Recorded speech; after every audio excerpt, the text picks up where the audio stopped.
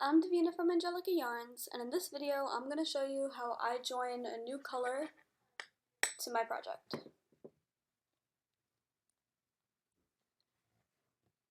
So I did this project in single crochet, but this works in double crochet and other stitches too.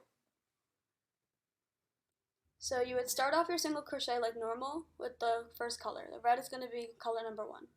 Start off with color number 1.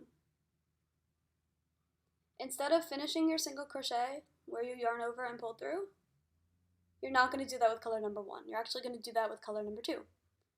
So you're going to drop color number 1, and you're going to pick up color number 2.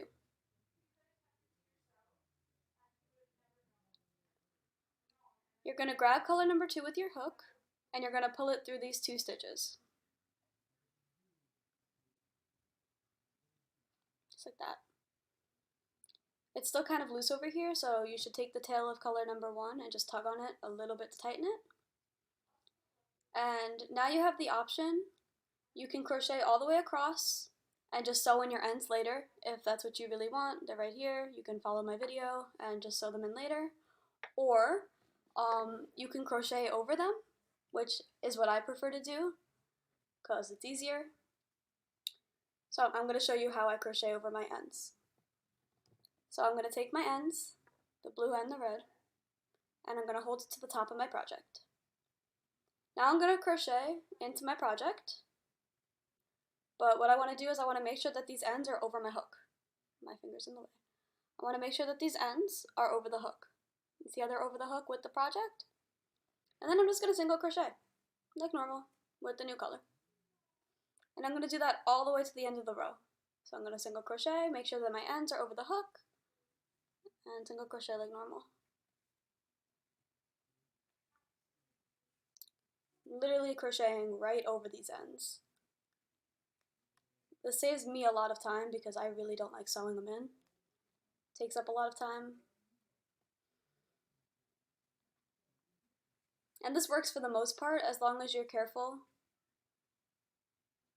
with what I'm about to do next.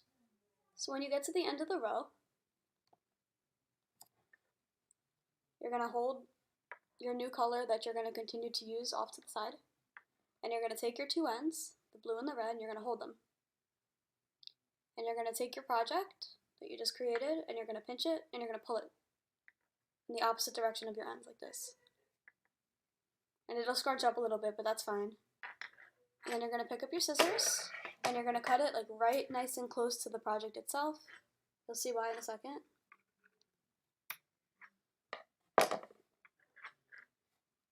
And then take your project, and you can still see the ends here, and you're going to pull.